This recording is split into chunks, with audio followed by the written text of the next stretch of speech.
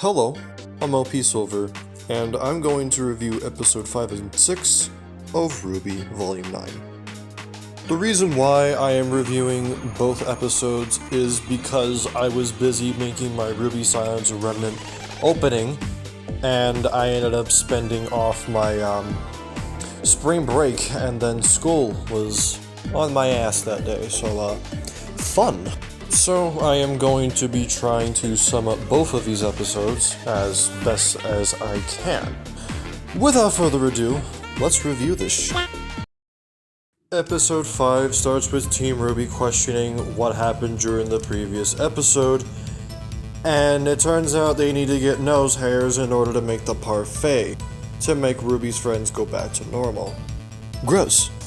Anyway, they go to the place to go make the parfait. When Team RWBY split off, RWBY ends up finding this blacksmith, and the blacksmith talks about how you can find your weapon and all that other stuff. Continuing on, Zarud attacks, and Team RWBY struggle to make the parfait. They ended up making the parfait because RWBY gives up her emblem, which contains, and I quote, a mother's promise. They ended up making it, Team RWBY goes back to normal and all that stuff, and they kill that Zarud. And then a whole bunch of Zaruds come in, and John comes in, who turns out to be the Rusted Knight later on. And yeah, that's practically the episode of episode 5. Now, as of writing this script, I haven't seen episode 6 because it never released yet. I wrote this the day before.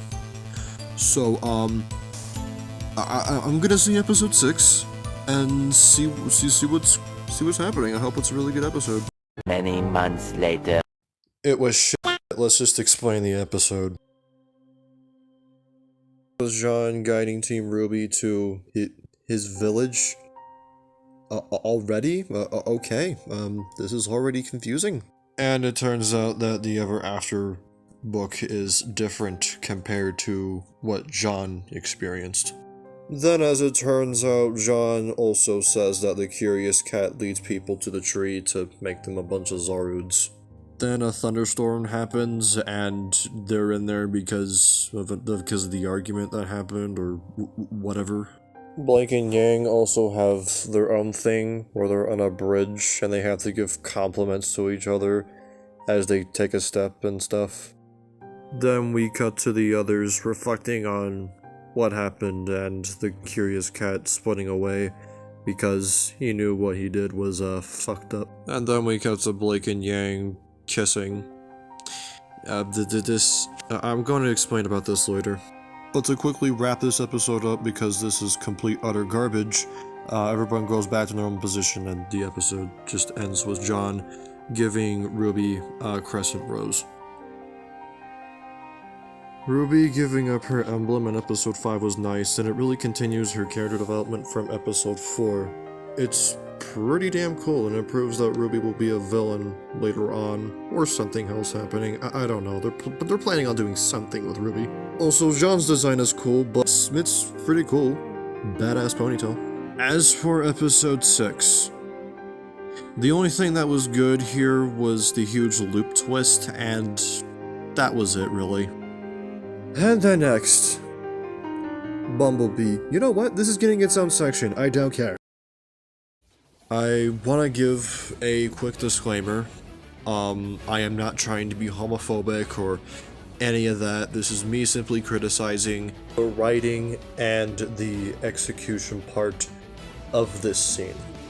In episode 6, Blanking and Kissed, this was poorly executed. Don't get me wrong, I like fan service. Dare I say it's really great because it basically gives a response to your community. But in this case, it's not good. But Silver, there were previous scenes of them blushing. Only blushing? What led to those scenes? The moment where they killed Adam in Volume 6? They didn't really say anything about that. But what really gets me the most is John saying that he was waiting for it to happen.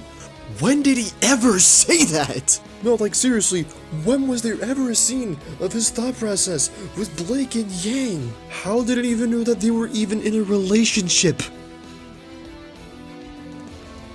Okay, I'm done with that little rant. Now, time to give the summary and overall score. Episode 5 gets a 7 out of 10 for at least trying to be a good episode. It was good for continuing RWBY's development. As for episode 6, it gets the lowest score so far in this volume, a 2 out of 10, because of its absolute poor execution. And yeah, I'm not even gonna bother repeating myself here. I'm OP Silver, and signing off.